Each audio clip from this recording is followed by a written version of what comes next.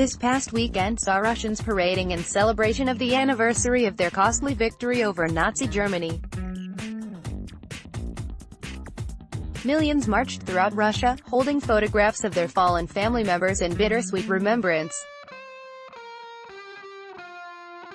To this archival research, people's historians acknowledge there was no public reminder that Hitler's armed forces were built up by the West in open violation of the Versailles Treaty's prohibitions in expectation of Hitler fulfilling his threats to invade the Soviet Union. There is simply no way impoverished Nazi Germany could have on its own built its armed forces up to #1 military in the world during the first 7 years of Hitler's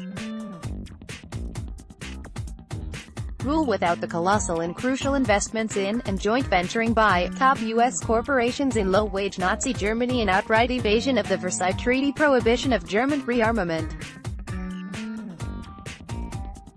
There is no way Hitler could have begun a world war and multi-nation holocaust when he did without the mega-enormous financial help he received from the USA. In a world deep in the chaos of the Great Depression, a dismal failure of rule by the banks of the capitalist colonial powers, Nazi Germany was to be a loaded gun pointed, and eventually fired, at the intolerably successful socialist Soviet Union. Good to remember that all this investment and joint venturing took place while Hitler ranted publicly about his intentions regarding communists, socialists and Jews. Hitler openly threatened along with anti-Jewish, anti-socialist, anti-communist, anti-Soviet plans, emphasizing Germany's need for Lebensraum, living space, and threatening to make Germany's 19th-century motto, Drang nach Osten, push to the east, a term designating German expansion into Slavic lands, a reality. Below are excerpts from British-American Anthony B. Sutton's Wall Street and the Rise of Hitler, Chapter 1, Wall Street Paves the Way for Hitler. Anthony Sutton was research fellow at Stanford University's Hoover Institution from 1968 to 1973, the contribution made by American capitalism to German war preparations before 1940 can only be described as phenomenal. It was certainly crucial to German military capabilities. For instance, in 1934 Germany produced domestically only 300,000 tons of natural petroleum products and less than 800,000 tons of synthetic gasoline. Yet 10 years later in World War II, after transfer of the Standard Oil of New Jersey hydrogenation patents and technology to I.G. Farben, Germany produced about 6.5 million tons of oil, of which 85% was synthetic oil using the Standard Oil hydrogenation process. Germans were brought to Detroit to learn the techniques of specialized production of components, and of straight-line assembly. The techniques learned in Detroit were eventually used to construct the dive-bombing Stukas, later I.G.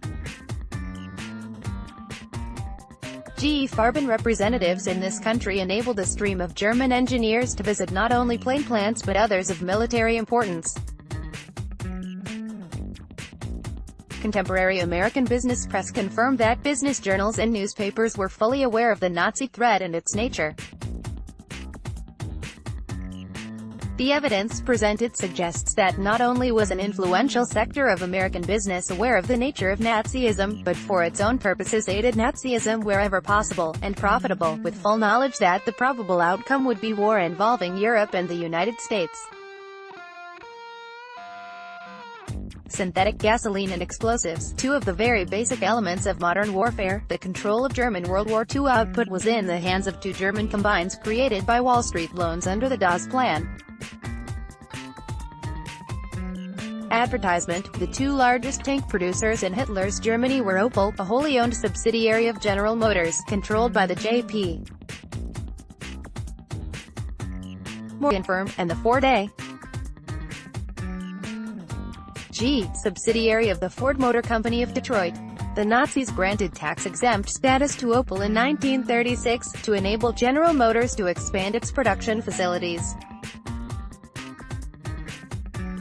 Alcoa and Dow Chemical worked closely with Nazi industry. General Motors supplied Siemens, in Germany with data on automatic pilots and aircraft instruments. As late as 1940, Bendix Aviation supplied complete technical data to Robert Bosch for aircraft and diesel engine starters and received royalty payments in return.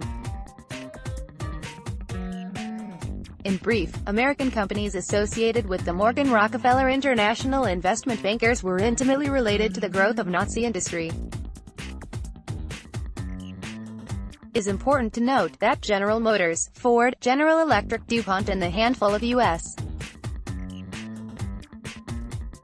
companies intimately involved with the development of Nazi Germany were, except for the Ford Motor Company, controlled by the Wall Street elite, the J.P. Morgan firm, the Rockefeller Chase Bank and to a lesser extent the Warburg Manhattan. No one will regret the time spent in reading Anthony Sutton's Wall Street and the Rise of Hitler 1976, available at https://www.voltairenet.org/imig/pdf/Sutton. Wall Street _ and Hitler.pdf. Next page 1, 2, 3, 4 OpEdNews.com. Jay Jansen is an archival research people's historian, activist, musician and writer, has lived and worked on all continents, articles on media published in China, Italy, UK, India and the